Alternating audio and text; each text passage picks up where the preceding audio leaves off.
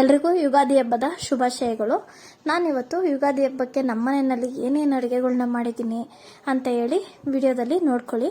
ಅಂದರೆ ನಾನು ಕೂಡ ಏನೇನು ಮಾಡಿದ್ದೀನಿ ಅಂತ ನೀವು ಕೂಡ ಮಿಸ್ ಮಾಡದೆ ಕೊನೆಯವರೆಗೂ ವಿಡಿಯೋ ನೋಡಿ. ಎಲ್ರಿಗೂ ನಮಸ್ಕಾರ. ಗಣಿಕಾ ಕಿಚನ್ ವ್ಲಾಗ್ಗೆ ಸ್ವಾಗತ. ಹಂಗೆ ಹೊಸಬ್ರು ಯಾರಾದರೂ ನನ್ನ ಚಾನಲ್ನ ನೋಡ್ತಾ ಇದ್ರೆ ಇನ್ನೂ ಸಬ್ಸ್ಕ್ರೈಬ್ ಮಾಡ್ಕೊಂಡಿಲ್ಲ ಅಂತಂದರೆ ಈಗಲೇ ತಪ್ಪದೆ ಸಬ್ಸ್ಕ್ರೈಬ್ ಮಾಡಿಕೊಂಡು ಕೊನೆಯವರೆಗೂ ವಿಡಿಯೋ ನೋಡಿ. ನಾನು ನಮ್ಮನೆಯಲ್ಲಿ ಹಬ್ಬಕ್ಕೆ ಏನೇನು ಅಡುಗೆ ಮಾಡಿದ್ದೀನಿ ಅಂತ ಹೇಳಿ ಒಂದ್ಸಲ ಕೊನೆಯವರೆಗೂ ವಿಡಿಯೋ ನೋಡಿ. ಅಂದರೆ ಎಲ್ಲರೂ ಮನೆಯಲ್ಲೂ ಯುಗಾದಿ ಹಬ್ಬಕ್ಕೆ ಎಲ್ಲ ಏನೇನು ಮಾಡಿರ್ತೀರ ಅಂದರೆ ಎಲ್ಲರೂ ಮಾಮೂಲಿ ಎಲ್ಲ ಒಬ್ಬಟ್ಟು ಇದೆ ಮಾಡಿರೋದು. ನಾನು ಕೂಡ ಈ ರೀತಿಯಾಗಿ ಮಾಡಿದ್ದೀನಿ. ಒಂದ್ಸಲ ಕೊನೆವರೆಗೂ ವಿಡಿಯೋ ನೋಡ್ಕೊಳ್ಳಿ. ನೋಡಿ, ನಾನು ದೇವ್ರ ಮನೆಗೆ ಪೂಜೆ ಮಾಡಿ ಬೇವು ಬೆಲ್ಲನ ಇಟ್ಟೆ ಫಸ್ಟ್. ಆಮೇಲೆ ನಾನು ಒಬ್ಬಟ್ಟನ್ನ ಇಟ್ಟೆ ತೊಗೊಂಡು ಮಾಡಿಬಿಟ್ಟು ನೋಡ್ತಾ ಇದ್ದೀರಲ್ಲ, ಎಲ್ಲದಕ್ಕೂ ಕೂಡ ಸಿಂಪಲ್ಲಾಗಿ ಒಂದು ಪೂಜೆನ ಮುಗಿಸ್ಕೊಂಡಿದ್ದೀನಿ. ನೋಡ್ತಾ ಇದ್ದೀರಲ್ಲ, ಹೀಗೆ ಮುಗಿಸ್ಕೊಂಡು ಬಾಗಿಲಿಗೆ ತೋರಣ ನೋಡಿ, ತೋರಣ ಕೂಡ ಕಟ್ಟಿದ್ದಾರೆ. ಮನೆಯಲ್ಲಿ ತೋರಣನೂ ಕೂಡ ಕಟ್ಟಿದ್ದೀವಿ. ನೋಡ್ತಾ ಇದ್ದೀರಲ್ಲ ಹೇಗಿದೆ ತೋರಣ ಅಂತೂ.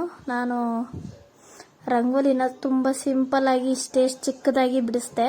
ಯಾಕಂದರೆ ಮಳೆ ಬರ್ತಾ ಇತ್ತಲ್ಲ, ಮಳೆ ಬಂದರೆ ಸುಮ್ಮನೆ ಎಲ್ಲ ಹೊರಟೋಗುತ್ತೆ ಅಂದ್ಬಿಟ್ಟು ಸುಮ್ಮನೆ ಸಿಂಪಲ್ಲಾಗಿ ಬಿಡಿಸಿದ್ದೆ. ಆಮೇಲೆ ನಾನು ಒಂದು ಒಬ್ಬಟ್ಟನ್ನ ಮಾಡಿಬಿಟ್ಟು ಒಬ್ಬಟ್ಟನ್ನ ಇಟ್ಟೆ ದೇವರಿಗೆ. ನೋಡ್ತಾ ಇದ್ದೀರಲ್ಲ, ದೇವರಿಗೆ ಒಬ್ಬಟ್ಟನ್ನು ಕೂಡ ಇಟ್ಟು ನೈವೇದ್ಯ ಮಾಡಿದ್ದೀನಿ. ಈಗ ಒಬ್ಬಟ್ಟೆಲ್ಲ ಯಾವ ರೀತಿ ಮಾಡ್ತೀನಿ ನಾನು ಅಂತ ಹೇಳಿ ತಿಳಿಸ್ಕೊಡ್ತೀನಿ ನೋಡಿ. ನಾನು ಮೈದಾ ತೊಗೊಂಡಿದ್ದೀನಿ, ಬಿಸಿ ನೀರನ್ನ ಕಾಯಕ್ಕೆ ಇಟ್ಕೊಂಡಿದ್ದೀನಿ. ಫಸ್ಟೇ ನಾನು ಮನೆಯಲ್ಲೇ ತುಪ್ಪ ಕಾಯಿಸ್ಕೊಂಡಿರೋದು. ಇದು ತುಪ್ಪ ಅಂತಂದರೆ ನಮ್ಮ ಮನೆಯಲ್ಲಿ ಕಾಯಿಸಿರೋದು ಅಂದರೆ ಬೆಣ್ಣೆನೇ ಬರುತ್ತಲ್ಲ, ನಂದಿನಿ ಬೆಣ್ಣೆ, ಅದನ್ನು ತೊಗೊಂಡು ಬಂದು ಕಾಯಿಸಿರೋದಲ್ಲ ಇದು. ನಾನೇ ಕೆನೆ ತೆಗೆದು ಹಾಲು ಕಾಯಿಸಿ ಕೆನೆ ತೆಗೆದಿಟ್ಕೊಂಡು ಅದರಲ್ಲಿ ತುಪ್ಪ ಮಾಡ್ಕೊಂಡಿದ್ದೆ. ಟೇಸ್ಟ್ ಮಾತ್ರ ತುಂಬ ಚೆನ್ನಾಗಿರುತ್ತೆ ಈ ತುಪ್ಪ ಅಂತೂ. ನೋಡಿ, ನೀರು ಕಾದಿತ್ತು. ಕಾದ್ಮೇಲೆ ನಾನು ಕೂಡ ಕುದಿಯುವಾಗ ಬೇಳೆ ಹಾಕ್ಕೊಂಡು ಈಗ ಹಿಟ್ಟನ್ನು ಕಲಿಸ್ಕೊತಾ ಇದ್ದೀನಿ. ಹಿಟ್ಟು ಕಲಸೋ ವಿಡಿಯೋ ಆಗಿಲ್ಲ, ನಾನು ಕರೆಕ್ಟಾಗಿ ಇಟ್ಕೊಂಡಿರಲಿಲ್ಲ. ವಿಡಿಯೋ ಆಗಿಲ್ಲ ಅಂದರೆ ಸ್ವಲ್ಪ ಚಿರೋಟಿ ರವೆ ಹಾಕ್ಕೊಂಡು ನೀರು ಹಾಕ್ಕೊಂಡು ಕಲಿಸ್ಕೊಂಡಿದ್ದೀನಿ. ನೋಡಿ, ಬೆಲ್ಲನೂ ಕುಟ್ಟಿ ಇಟ್ಕೊಂಡಿದ್ದೀನಿ.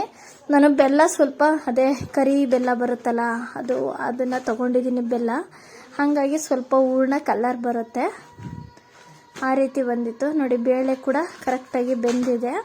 ಬೇಳೆನೇ ಮೇಯ್ನು ಬೇಯಿಸ್ಕೊಳ್ಳೋದು. ಏನಪ್ಪ ಅಂತಂದರೆ ಕರೆಕ್ಟಾಗಿ ಹದವಾಗಿ ಬೇಯಿಸ್ಕೊಂಡ್ರೆ ನಾವು ಬೇಳೆನ ಹೂರ್ಣ ಕೂಡ ಕರೆಕ್ಟಾಗಿ ಆಗುತ್ತೆ ಹದವಾಗಿ. ಮೇಯ್ನ್ ಬೇಳೆ ಬೇಯೋದೇ ಒಂದು.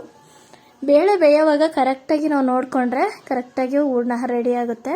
ನೋಡ್ತಾ ಇದ್ದೀರಲ್ಲ, ಈಗ ಒಬ್ಬಟ್ಟಿನ ಸಾಂಬಾರಿಗೆ ಅಂತೇಳಿ ಕಾಳನ್ನ ತೆಗೆದಿಟ್ಕೊತಾ ಇದ್ದೀನಿ. ಬೇಳೆನ ಎಲ್ಲರೂ ಮನೆಯಲ್ಲೂ ಒಬ್ಬಟ್ಟು ಮಾಡಿದಾಗ ಒಬ್ಬಟ್ಟಿನ ಸಾಂಬಾರು ಅಂತೂ ಮಾಡೇ ಮಾಡ್ತಾರೆ. ಆದರೆ ಒಬ್ಬಟ್ಟಿನ ಸಾಂಬಾರು ಒಬ್ಬಟ್ಟು ಮಾಡಿದ್ರೇ ತುಂಬ ರುಚಿ ಬರೋದು. ಇಲ್ಲ ಅಂತ ಅಂದರೆ ಏನಂತ ಇದು ಬರಲ್ಲ. ಆದರೆ ನಾವು ಬೇರೆ ದಿನ ಇದೇ ಥರ ಮಾಡ್ಕೊಳ್ಳೋಕೆ ಹೋದ್ರೂ ಕೂಡ ಬರಲ್ಲ. ನಾನು ಒಬ್ಬಟ್ಟಿಗೆ ಬೆಲ್ಲನ ಕುಟ್ಟಿಟ್ಕೊಂಡಿದ್ನಲ್ಲ, ಆ ಬೆಲ್ಲನ ಹಾಕ್ಕೊಳ್ತಾ ಇದ್ದೀನಿ. ನಿಮಗೆ ಮೆಜರ್ಮೆಂಟ್ ಲೆಕ್ಕ ನಿಮಗೆ ಬೇಕು ಅಂತ ಅಂದರೆ ಫುಲ್ ವಿಡಿಯೋ ಹಿಂದಿನ ವಿಡಿಯೋದಲ್ಲೂ ಕೂಡ ನನ್ನ ಚಾನಲ್ನಲ್ಲಿ ಹಾಕಿದ್ದೀನಿ. ಡೀಟೇಲಾಗಿ ಒಬ್ಬಟ್ಟಿನ ಸಾಂಬಾರು, ಒಬ್ಬಟ್ಟು ವಿಡಿಯೋ ಎಲ್ಲದನ್ನು ಕೂಡ ಹಾಕಿದ್ದೀನಿ. ಕಾಳುಗೊಜ್ಜು ವಿಡಿಯೋ ಎಲ್ಲ ಹಾಕಿದ್ದೀನಿ. ಒಂದ್ಸಲ ಹಿಂದಿನ ವಿಡಿಯೋದಲ್ಲೂ ಇದೆ ನಂದು ಯೂಟ್ಯೂಬ್ ಚಾನಲಲ್ಲಿ. ನನ್ನ ಚಾನಲಲ್ಲಿ ನೋಡ್ಕೊಳ್ಳಿ. ನಾನು ಇವಾಗ ಕಟ್ಟಿಗೆ ಟೊಮೊಟೊ ಮತ್ತು ಕರಿಬೇವು ಹಾಕ್ಕೊಂಡಿದ್ದೀನಿ. ಜೊತೆಗೆ ಕೊತ್ತಂಬರಿನೂ ಹಾಕೊಳ್ತಾ ಇದ್ದೀನಿ. ಬಿಸಿ ಕಟ್ಟಿಗೆ ಹಾಕೊಂಡ್ಬಿಡ್ಬೇಕು. ಹುಣಸೆ ಹಣ್ಣು ಹಾಕ್ಕೊಳ್ತಾ ಇದ್ದೀನಿ. ಟೊಮೊಟೊ ಒಂದು 3 ಹಾಕ್ಕೊಂಡಿದ್ದೀನಿ ನಾನು. ಹುಣಸೆ ಹಣ್ಣು ಸ್ವಲ್ಪ ಹಾಕ್ಕೊಂಡು ಬಿಸಿ ಇರುವಾಗೇ ಮುಚ್ಚಿಟ್ಬಿಡ್ತೀನಿ. ಬೆಲ್ಲ ಹಾಕಿದ್ಮೇಲೆ ನೋಡಿ ಈ ರೀತಿಯಾಗಿ ಆಗೈತೆ. ಕಲರ್ ಮಾತ್ರ ನೋಡೋದಕ್ಕೆ ಸಖತ್ತಾಗೈತೆ.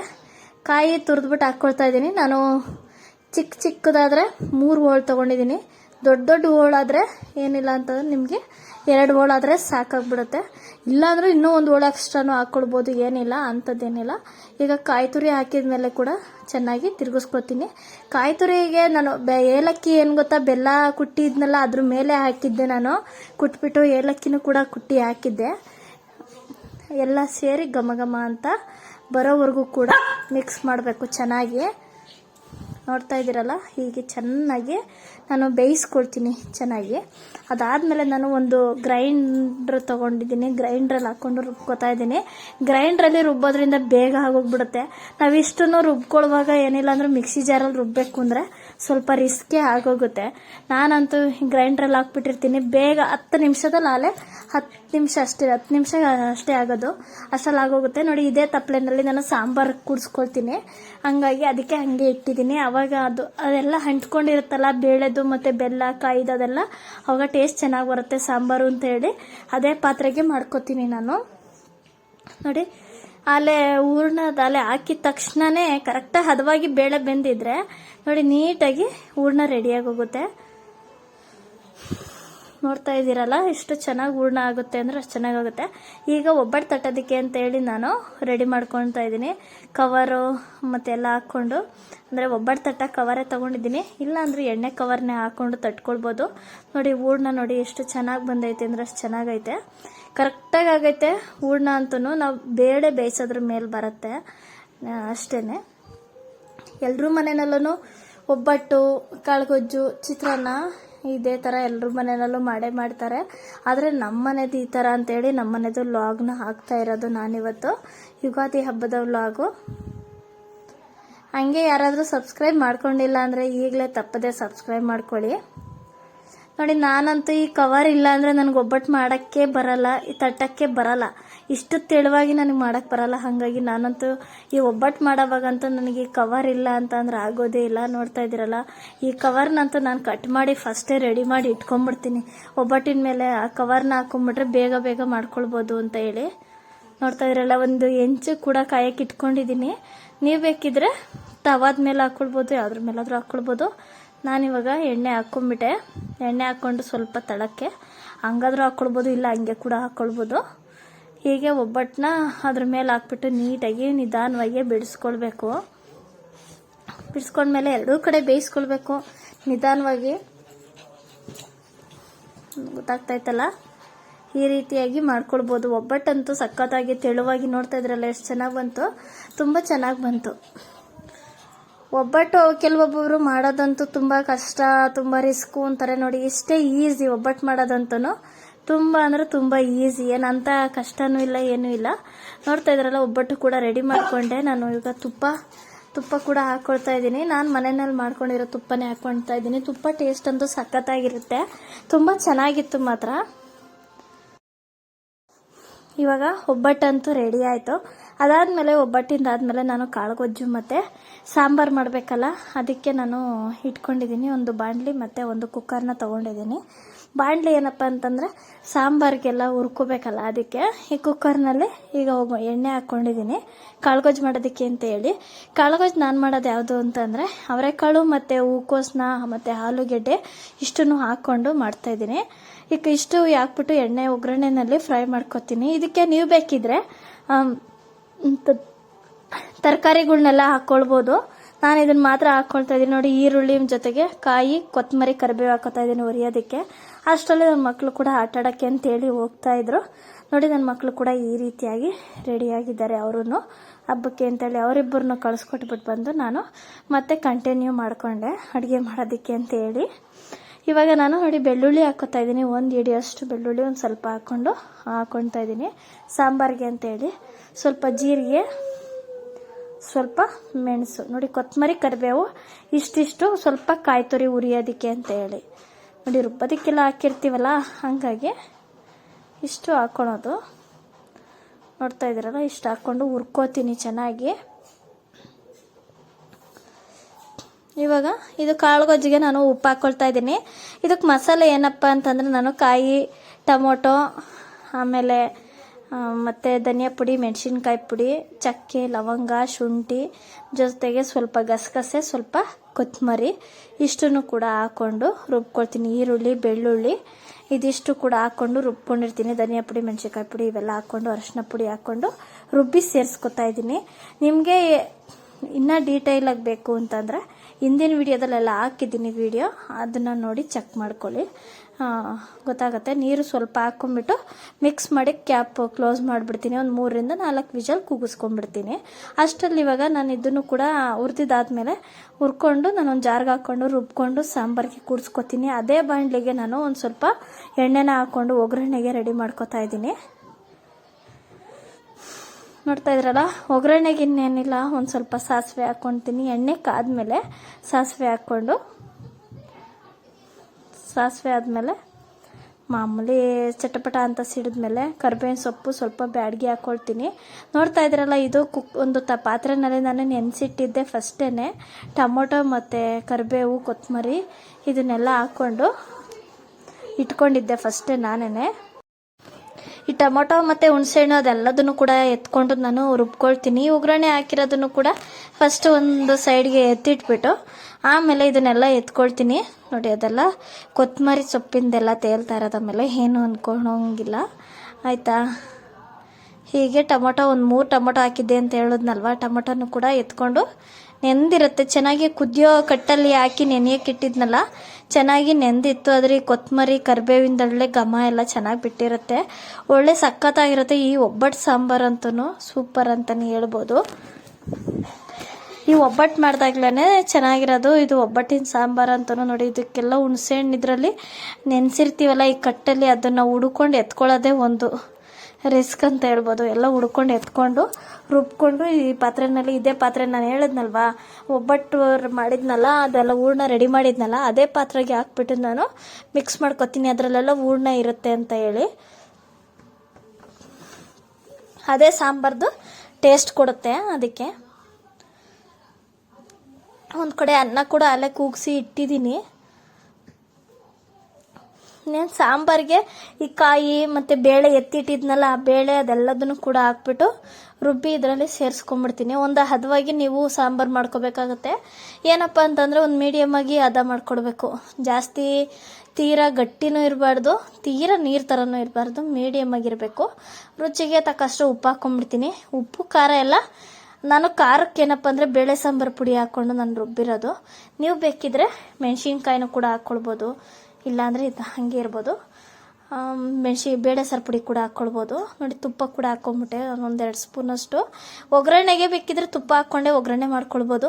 ನಾನೇನಿಲ್ಲ, ಎಣ್ಣೆಯನ್ನಲ್ಲೇ ಒಗ್ಗರಣೆ ಮಾಡ್ಕೊಂಡಿದ್ದೀನಿ. ಹಂಗೆ ಸ್ವಲ್ಪ 1-2 ಸ್ಪೂನ್ ತುಪ್ಪ ಸೇರಿಸಿದ್ದೀನಿ ಸಾಂಬಾರಿಗೆ, ಟೇಸ್ಟ್ ಚೆನ್ನಾಗಿರುತ್ತೆ ಅಂತ ಅಷ್ಟೇ. ನೀವು ಬೇಕಿದ್ರೆ ತುಪ್ಪದಲ್ಲೇ ಒಗ್ಗರಣೆ ಮಾಡ್ಕೊಳ್ಬೋದು, ಇಲ್ಲ ಹಾಕ್ದಿರನೂ ಇರ್ಬೋದು. ತುಪ್ಪ ಅಂತೂ ತುಪ್ಪ ಹಾಕಲೇಬೇಕು ಅಂತ ಏನಿಲ್ಲ, ಹಾಕಲಿಲ್ಲ ಅಂದರೂ ನಡೆಯುತ್ತೆ. ನೋಡಿ, ಒಬ್ಬಟ್ಟು ಸಾಂಬಾರು ಕೂಡ ರೆಡಿ ಆಯಿತು. ನೋಡ್ತಾ ಇದ್ದೀರಲ್ಲ ಒಬ್ಬಟ್ಟು ಸಾಂಬಾರು ಹೇಗೆ ರೆಡಿ ಆಯಿತು ಅಂತ. ನೋಡಿ, ಎಷ್ಟು ಚೆನ್ನಾಗಿ ಕುದೀತೈತೆ, ಆಗೋಯ್ತು ಅಲ್ಲೇ. ಕುದಿದ ಮೇಲೆ ಮುಗೀತು. ಅಂದರೆ ಉಕ್ಕಿಸ್ಬಾರ್ದು, ಉಕ್ಕಿಸ್ಬಿಟ್ರೆ ಟೇಸ್ಟೇ ಹೊರ್ಟೋಗ್ಬಿಡುತ್ತೆ. ಉಕ್ಕಿಸ್ತೀರ ನೋಡಬೇಕು. ನೋಡ್ತಾ ಇದ್ದೀರಲ್ಲ ಸಾಂಬಾರು ರೆಡಿ ಆಗಿದೆ.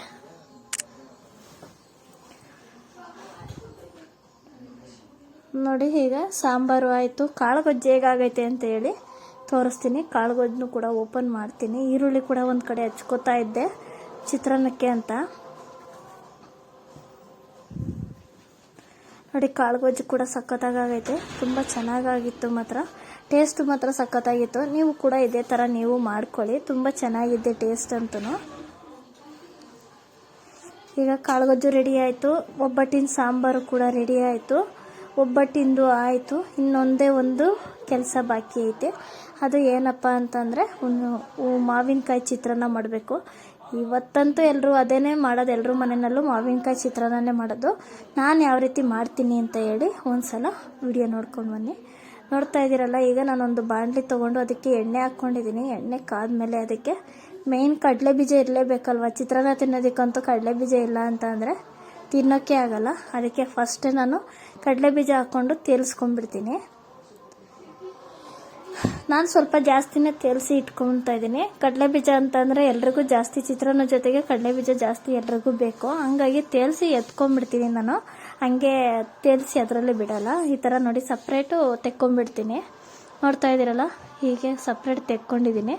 ಈಗ ಅದೇ ಬಾಣಲಿಗೆ ನಾನು ಒಗ್ಗರಣೆ ಮಾಡ್ಕೊತೀನಿ. ಅಷ್ಟರಲ್ಲಿ ನೋಡಿ ತೋರಿಸ್ತಾ ಇದ್ದೀನಿ ನಾನು. ಈಗ ಹಸಿರು ಮೆಣಸಿನ್ಕಾಯಿ ಒಂದು 7-8 ಹಸಿಮೆಣಸಿನ್ಕಾಯಿ, ಜೊತೆಗೆ ಬೆಳ್ಳುಳ್ಳಿ, ಸ್ವಲ್ಪ ಬೆಳ್ಳುಳ್ಳಿ ಹಾಕ್ಕೊಂಬಿಟ್ಟು ತರಿಯಾಗಿ ನಾನು ಗ್ರೈಂಡ್ ಮಾಡ್ಕೊತೀನಿ. ಗ್ರೈಂಡ್ ಮಾಡ್ಕೊಂಡು ಬರ್ತೀನಿ. ಅಷ್ಟರಲ್ಲಿ ಇದಕ್ಕೆ ಒಗ್ಗರಣೆಗೆ ಸಾಸಿವೆ, ಕರಿಬೇವಿನ ಸೊಪ್ಪು ಇದನ್ನೆಲ್ಲ ಹಾಕ್ಕೊಂಡ್ಬಿಡ್ತೀನಿ. ಅಷ್ಟರಲ್ಲಿ ತರಿಯಾಗಿ ಗ್ರೈಂಡ್ ಮಾಡ್ಕೊಳ್ಳೋದಕ್ಕೆ. ನೋಡಿ, ಕೈಯಿಂದ ನೀರು ಬಿದ್ದುಬಿಟ್ಟು ನೋಡಿ ಹಂಗೆ ಚಟಪಟ ಅಂತ ಸಿಡಿತಾ ಐತೆ. ನೋಡಿ, ಈಗ ಸಾಸಿವೆ ಕೂಡ ಚೆನ್ನಾಗಿ ಚಟಪಟ ಅಂತ ಸಿಡಿದ ಮೇಲೆ ನಾವಿವಾಗ ಅದಕ್ಕೆ ಸ್ವಲ್ಪ ಕರಿಬೇವನ್ನ ಕೂಡ ಸೇರಿಸ್ಕೊಂಡು ಅದಾದ್ಮೇಲೆ ಇನ್ನೇನು ಮೆಣಸಿನ್ಕಾಯಿ ಹಾಕೋಂಗಿಲ್ಲ. ಕರಿಬೇವು ಜೊತೆಗೆ ಜೀರಿಗೆನೂ ಕೂಡ ಸೇರಿಸ್ಕೊತೀನಿ. ಜೀರಿಗೆ ಒಗ್ಗರಣೆಗೆ ಜೀರಿಗೆನೇ ಒಳ್ಳೆ ಫ್ಲೇವರ್ ಕೊಡುತ್ತೆ. ಹಾಗಾಗಿ ಜೀರಿಗೆ ಹಾಕ್ಕೊಂಡು ಆದಮೇಲೆ ನಾನು ಕರಿಬೇವಿನ ಸೊಪ್ಪು ಹಾಕ್ಕೊಳ್ತೀನಿ. ಹಸಿರು ಮೆಣಸಿನ್ಕಾಯಿನ ಬೆಳ್ಳುಳ್ಳಿ ಬೇಕಿದ್ರೆ ಬೆಳ್ಳುಳ್ಳಿ ಜಜ್ಜಿ ಹಸಿರು ಮೆಣಸಿನ್ಕಾಯಿನ ಮಾಮೂಲಿ ಹಚ್ಚಿ ಕೂಡ ಹಾಕ್ಕೊಳ್ಬೋದು. ಈ ಥರ ಮಾಡ್ಕೊಂಡಷ್ಟು ಇನ್ನೊಂದು ಒಂಥರ ಟೇಸ್ಟು ಚೆನ್ನಾಗಿರುತ್ತೆ. ಅದಕ್ಕೆ ನಾನು ಈ ಥರ ಮಾಡ್ಕೊಂಡಿದ್ದೀನಿ. ನೀವು ಕೂಡ ಏನು ಇದೇ ಥರ ಮಾಡಬೇಕು ಅಂತ ಏನಿಲ್ಲ. ಈ ಥರ ನಾನು ಮಾಡಿದ್ದು ಈ ಥರ, ಅದಕ್ಕೆ ಅದೇ ವಿಡಿಯೋನೇ ಹಾಕ್ತಾಯಿದ್ದೀನಿ ನೋಡಿ. ಟೇಸ್ಟು ಕೂಡ ತುಂಬ ಚೆನ್ನಾಗಿರುತ್ತೆ, ಅದಕ್ಕೋಸ್ಕರ ಹೇಳ್ತಾಯಿದ್ದೀನಿ ನೋಡಿ. ಹೀಗೆ ಇದನ್ನೆಲ್ಲ ಹಸಿರು ಮೆಣಸಿನ್ಕಾಯಿ ಮತ್ತು ಬೆಳ್ಳುಳ್ಳಿ ಹಾಕ್ಬಿಟ್ಟು ಚೆನ್ನಾಗಿ ಹಸಿ ವಾಸನೆ ಹೋಗೋ ತನಕನೂ ಫ್ರೈ ಮಾಡ್ಕೋಬೇಕು ನೋಡಿ. ಹೀಗೆ ಹಸಿ ವಾಸನೆ ಹೋಗಬೇಕು.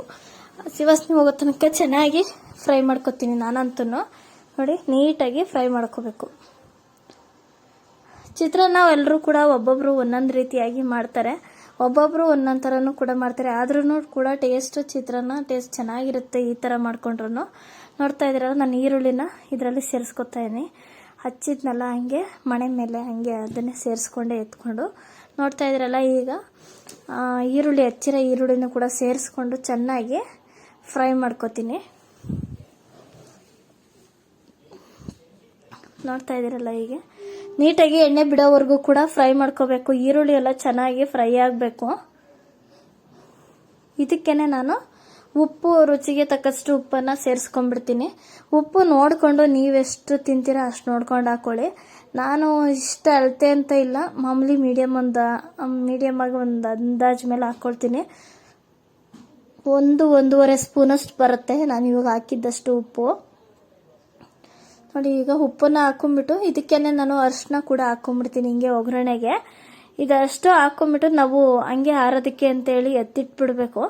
ಆರ್ಕೊಂಡು ಇವು ಉಪ್ಪು ಅರಿಶಿನ ಹಾಕಿದ್ಮೇಲೆ ಚೆನ್ನಾಗಿ ಫ್ರೈ ಮಾಡಿಕೊಂಡು ಎಲ್ಲ ಹಸಿ ಸ್ಮೆಲ್ ಹೋಗೋ ತನಕ ಕೂಡ ಫ್ರೈ ಮಾಡ್ಕೊಂಡ್ಬಿಡ್ಬೇಕು.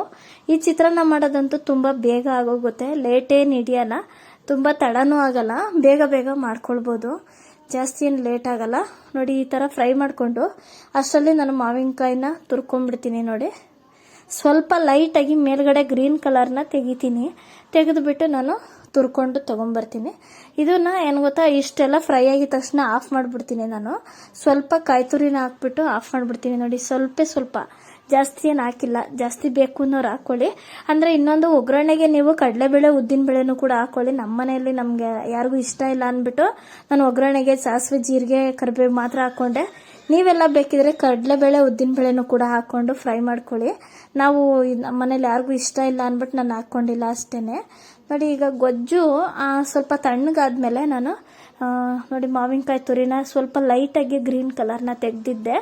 ತೀರಾ ಹುಳಿ ಇರೋ ಮಾವಿನಕಾಯಿ ಹಾಕ್ಕೊಳಕ್ಕೆ ಹೋಗ್ಬೇಡಿ.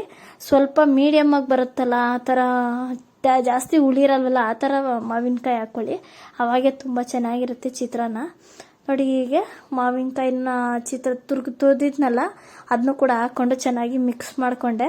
ನೋಡ್ತಾ ಇದ್ದೀರಲ್ಲ, ಇಷ್ಟೇ ಮಾವಿನಕಾಯಿ ಚಿತ್ರಾನ್ನ ಅಂತೂ ರೆಡಿ ಆಯಿತು. ಲಾಸ್ಟಿಗೆ ಸ್ವಲ್ಪ ಕೊತ್ತಂಬರಿ ಸೊಪ್ಪನ್ನ ಹಾಕೊಂಬಿಡಿ. ನಮಗೇನು ಕೊತ್ತಂಬರಿ ಸೊಪ್ಪು ಅಷ್ಟು ಇಷ್ಟ ಇಲ್ಲ, ಹಂಗಾಗಿ ಹಚ್ಚಿ ಹಾಕಂಗಿಲ್ಲ ಏನಿಲ್ಲ, ಅದಕ್ಕೆ ನಾನೇನು ಹಾಕಿಲ್ಲ. ನೀವು ಬೇಕಿದ್ರೆ ಹಾಕ್ಕೊಳ್ಳಿ ಚಿತ್ರಾನ್ನಕ್ಕೆ. ಈಗ ಈ ಗೊಜ್ಜಿಗೆ ಲಾಸ್ಟಿಗೆ ಕೊತ್ತಂಬರಿ ಸೊಪ್ಪು ಒಂದು ಹಚ್ಚಿ ಹಾಕೊಂಬಿಡಿ, ತುಂಬ ಚೆನ್ನಾಗಿರುತ್ತೆ ಟೇಸ್ಟು. ಬಿಸಿ ಅನ್ನಕ್ಕೆ ಹಾಕ್ಕೊಂಡು ತಿಂತಾ ಇದ್ರೆ ತುಂಬ ಚೆನ್ನಾಗಿರುತ್ತೆ. ನೋಡ್ತಾ ಇದ್ರಲ್ಲ, ನಾನು ಇಷ್ಟು ಅಡುಗೆಗಳನ್ನ ಮಾಡಿದ್ದೀನಿ. ಅನ್ನ ಸಾಂಬಾರು ಜೊತೆಗೆ ಇದೇನಿದು ಚಿತ್ರಾನ್ನ ಜೊತೆಗೆ ಕಾಳುಗೊಜ್ಜು, ಒಬ್ಬಟ್ಟು, ತುಪ್ಪ ಮತ್ತು ಬೇವು ಬೆಲ್ಲ. ಇವತ್ತಿನ ವಿಡಿಯೋ ಇದಾಗಿದೆ. ಎಲ್ರಿಗೂ ನಮಸ್ಕಾರ. ನಾನು ಮುಂದಿನ ವಿಡಿಯೋದಲ್ಲಿ ಸಿಗ್ತೀನಿ.